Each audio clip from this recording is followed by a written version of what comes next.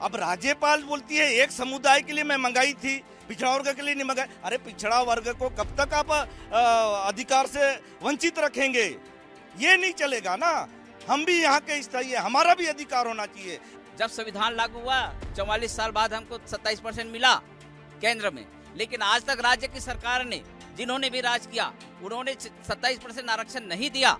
छत्तीसगढ़ में 27% ओबीसी आरक्षण की मांग को लेकर लगातार जो है कई शहरों में, जिलों में प्रदर्शन हो रहा है। और आज एक बार फिर से आप देख सकते हैं राजधानी रायपुर में ओबीसी महासभा और छत्तीसगढ़ पिछड़ा वर्ग कल्याण संघ के बैनर तले ये जो सभा हो रही है। और आप देख सकते हैं यहाँ पर हजारों की संख्या में लोग पहुंचे हुए हैं और मुख्यमंत्री भूपेश बघेल भी जो है शाम को पहुंचे होंगे। और इन सभी लोगों की एक ही मांग है कि चुनावी साल है, तो ऐसे में जो है जो भूपेश बघेल की सरकार ने निर्णय लिया है कि 27% जो है ओबीसी को दिया जाए, उस पर जो है राज्यपाल हस्ताक्षर नहीं कर रही। अब हालांकि ये मामला पूरा कोर्ट में चला गया है। आप देखिए ये जो है ओबीसी महासभा के सब पदाधिकारी हैं, इनसे बातचीत करना चाहेंगे। आप ओम प्रकाश साहू जी हैं, प्रदेश अध्यक्ष हैं ओबीसी महासभा के, क्या मांग है, क्या हमारा मांग ये है, पिछड़ा वर्ग कल्याण संघ और ओबीसी महासभा के संयुक्त तत्वावधान में आज का कार्यक्रम आयोजित किया गया है। क्योंकि यहाँ माननीय मुख्यमंत्री जी भी शिरकत करेंगे। हमारा यही मांग है कि 27% आरक्षण सरकार के द्वारा विधानसभा में पारित कर राज्यपाल के पास भेजा गया है, लेकिन राज्यपाल अभी तक के उस जो पटल में जो हस्ताक्षर करना चाहिए उसमें नहीं कर पाई है। इसीलिए हम लोग आज बड़ा कार्यक्रम आयोजित किए हैं। लेकिन मामला तो जो है कोर्ट में चले गया है।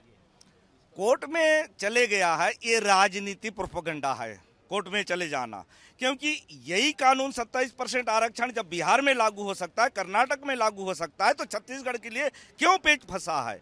ये सरकार को जवाब देना पड़ेगा। सरकार एक बिचौलिए टाइप के काम कर रही है। कभी बीजेपी आती है तो वो ही हम पिछड़ा वर्ग के साथ छलावा कर रही है, कभी कांग्रेस आती है तो ही छलावा कर रही है। ये अब नहीं अब जाग गए छत्तीसगढ़ में पिछड़ा वर्ग समाज। अब हम लोग को अभी कौन दोषी है? अभी कौन दोषी है? क्योंकि राज्यपाल है और फिर राज्यपाल के इसमें जो केंद्र सरकार है, तो आरोप सीधे तौर पर किस पर लगाएंगे आप? राज्यपाल। जब मुख्यमंत्री जी बोल रहे हैं कि हम लोग अपना बहुमत, बीजेपी का भी हाथ है इसमें? बिल्कुल है। कैसे? अब राज्यपाल बोलती है एक समुदाय के लिए मैं मंगाई थी, पिछड़ा वर्ग के लिए नहीं मंगाई। अरे पिछड़ा वर्ग को कब तक आप अधिकार से वंचित रखेंगे? ये नहीं चलेगा ना। हम भी यहाँ के स्थायी है, हमारा भी अधिकार होना चाहिए। जब भारत का संविधान हिस्से के अनुसार है तो हमारा हिस्सा भी देना। राधे श्याम जी है, राधे श्याम जी क्या कहना चाहेंगे? अब आगे की रणनीति आप लोगों की क्या है? अभी तो आज की रणनीति की बात बता रहा हूँ आपको। आज हम 27% आरक्षण जो विगत 30 वर्षों से लंबित है, आपको ये बात जानकारी में होगी कि ये 27% आरक्षण हमको माननीय सुप्रीम कोर्ट के निर्णय के अनुसार 1993 से मिला हुआ है। इतिहास में मत जाइए ना, अभी वस्तुस्थिति बताइए। मैं वस्तुस्थिति की बात कर रहा हूँ। जब संविधान लागू हुआ 44 साल बाद हमको 27% मिला केंद्र में, लेकिन आज तक राज्य की सरकार ने, जिन्होंने भी राज किया, उन्होंने 27% आरक्षण नहीं दिया। आज हमारे पास 27% आरक्षण के लिए हम रोना रो रहे हैं। ये हमारा संवैधानिक राइट्स है और ये हमको 1993 से मिलना चाहिए था। ये जिम्मेदार कौन है अभी वर्तमान में छत्तीसगढ़ में? कौन जिम्मेदार है वर्तमान में? सभी जिम्मेदार है जो भी जनप्रतिनिधि बने हैं, क्योंकि अभी वर्तमान भी जिम्मेदार है।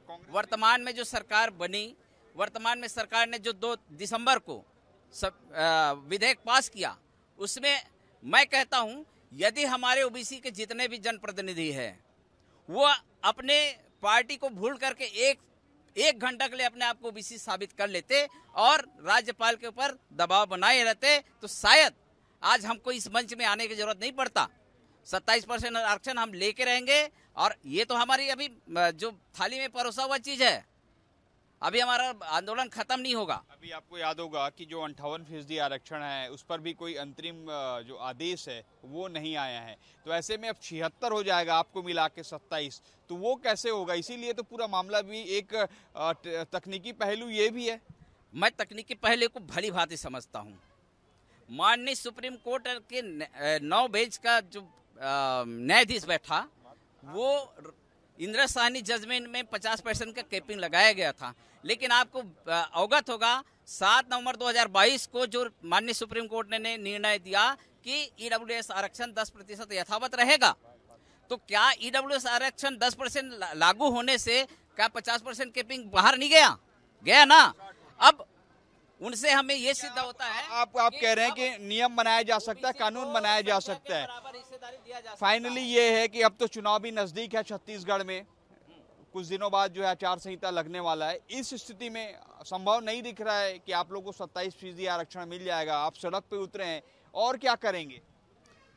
अगर हम लोग को हमारा आरक्षण चुनाव से पहले नहीं दिया जाएगा तो हम लोग विचार करेंगे, या हो सके तो चुनाव में बहिष्कार भी कर सकते हैं। ओबीसी समाज हम गांव-गांव में जाके बताएंगे।